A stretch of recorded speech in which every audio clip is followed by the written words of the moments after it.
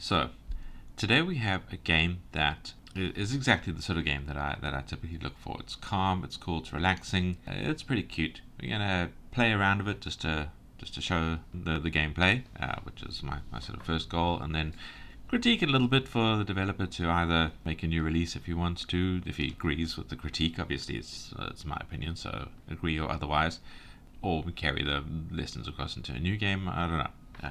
That's up to the dev. But yeah, let's jump in and take a look at Elevator Elevator. It's Godot. This is the game. None of this is interactable except for the start game button. There is this cool sort of funky music that I'm hoping is not copyrighted, but we shall see. Start game. Right, so you have the WASD keys for the left elevator that you can control and the arrow keys for the right elevator. The goal is to get everybody onto the floor they're supposed to be on. And you can tell what floor they're supposed to be on by the color of their shirts. So, for example, if we look down the bottom left, we see a guy standing close to the elevator who's a green shirt. He's on the left elevator.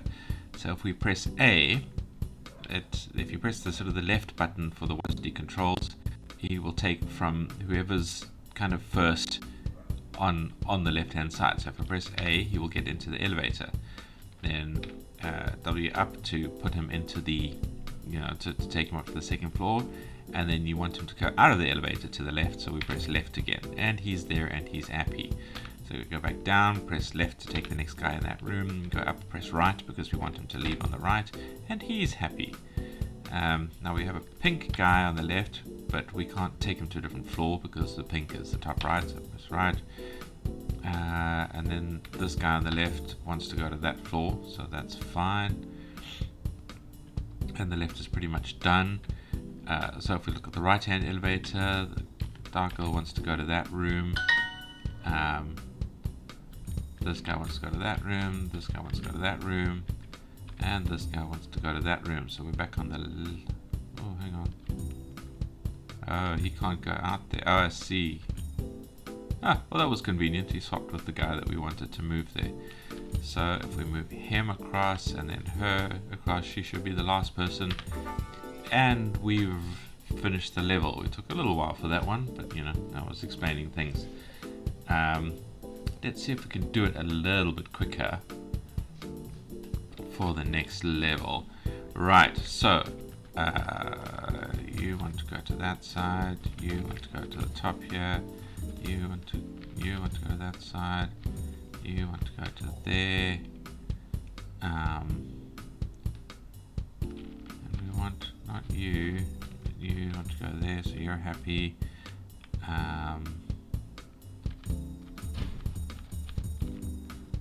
There, you want to go there, you want to go there, you want to go there, you want to go there, you want to go there, you want to go there.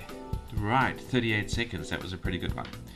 And I think that's about everything I need to show you. As you can see, this is a really cute little puzzle game that, that's fun and is easy to play and just tickles the brain just a little bit, just enough to relax with. And that to me is the perfect kind of casual web-based game. There's nothing too hectic, nothing too actiony, just chilled relaxation. So relaxation. So as far as that goes, this is the perfect game for that. So that's the gameplay shown. If that's all you've come to see, don't forget to like if you like the video. Don't forget to subscribe if you want to see the gameplay of more videos, and don't forget to comment if you want to train the YouTube algorithm to show you more gaming related videos. That helps me out with engagement as well. So now we're just going to talk about some gameplay criticism. The UI, it's fine. I would have liked it if the sort of first menu was a little bit more interactable, and there should be some options here. Specifically, the most importantly is the option, it's just muted, to turn off the musical sound. The sound controls are pretty important to a player, or especially to a YouTuber and things like that. You need the ability to turn off the sound separately from the rest of the sound effects just so you can still have the sounds of the game, but the music gone away if you find it distracting or worried about copyrights, or for whatever reason people want to be able to operate those two things separately. So I think that's a pretty fundamental thing you need on a game that you want to release properly. For the sounds themselves, the music was very cool. I saw in the comments the developer was pretty proud of it. Listening to relaxing funk. It's kind of jazzy, funky. Yeah, I mean, I like it. I like it a lot. I as far as the sounds for the sort of the moving around and sort of the other background sounds, I would have liked some sort of chatter. Maybe, I mean, if you really want to take it to the next level, each character should have a little sound when they get into the elevator. Maybe like a Sims, like rah, rah, rah, rah, or something along those lines. I don't know, some kind of sound. That would have been nice for the sort of the ambience of the gameplay. Yeah, sort of ambient building sounds, something like that. And instead of the little sort of bish bish noise when you move them on and off the elevator, maybe like a footstep sound, something like that. I don't know. Again, this is very much nitpicking. The sounds as they are at the moment for a puzzle game like this, absolutely fine. Just to take it to the next level, something a bit more quote unquote real. The artwork is very, very cute. I like the little smiley faces when you get them into the right place. It's great.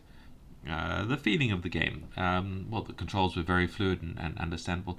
It took me a minute to understand how to control things. I fiddled about a bit, sort of, pressing buttons and going, okay, he's got on, he's got off, why has he got an off?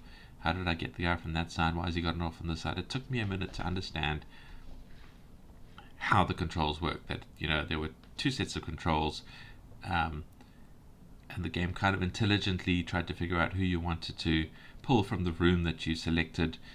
And yeah, it took me a minute to understand it. I know you had it explained in the how to play section here, but still, it would have been nice to have almost like a little tutorial, or something along those lines. I don't know. Explaining to the player is can be tricky sometimes with a novel control system. People know how games work because they played games that work that sort of way, and it's amazing how much we learn how games work and can transfer that knowledge into new games. So when something's slightly different, it messes up experienced gamers, and of course novices are always novice. So yeah, a little more explanation to how it works built somehow into the game, preferably like a training button or something on the front menu, or a call for help button, I suppose, if it's supposed to be an elevator. But otherwise, yeah, the game feeling is great. It was, once I'd learned how it works, it was very, very comfortable to play it, and I like it a lot. Okay. And finally, the immersion elements. Again, there's not really too much to say here. The game is very, very comfortable. I find it very, very, very immersive as to what I'm doing. I'm a sort of an intelligent elevator, which is great. It doesn't really need more depth than that. I suppose for immediate immersion, working on the sounds a little bit would be quite nice. Sort of have the chatter, have the footsteps, have office sounds or some kind of sound based on which room the elevator is nearby. Obviously, it needs to be very quiet, very background, because you don't want it getting in the kind of into the mental space of the player. You just want it there, going, yeah, you're in this living building. Sounds that kind of say that, and the music is quite funky. I suppose it's supposed to be elevator music, which is very, very cool. Elevator music. I'd like an elevator with that music. Yeah, that's the critique, really. Brush up the sounds a little bit, give the player more sound controls, give the player a slightly better tutorial on how to play, because the control scheme is a little weird to figure out the first time you come across it. But it is a good control scheme, don't change it. It's very, very comfortable, it's very easy to use, just a little tricky to learn until you figure it out. Yeah, I don't know, maybe some other information on the screen. Sort of the time taken, little stopwatch. As far as I understand, there's no time limit to play the thing, which is fine. You're just racing against yourself, as it were, which is fantastic. I mean, that's a really good way to play a relaxation puzzle game with more depth. Yeah, and that's it. That's really all I have to say. Thank you for watching. I hope the gameplay shows you that this is a cool game to come and play. I hope the critique helps both the dev and any other devs who are coming along. This was a submission to a Game Dev JS jam. Another good submission. I hope it did well in the jam. And yeah, the link will be in the description. Come and play, and thank you for watching the video. See you in the next one.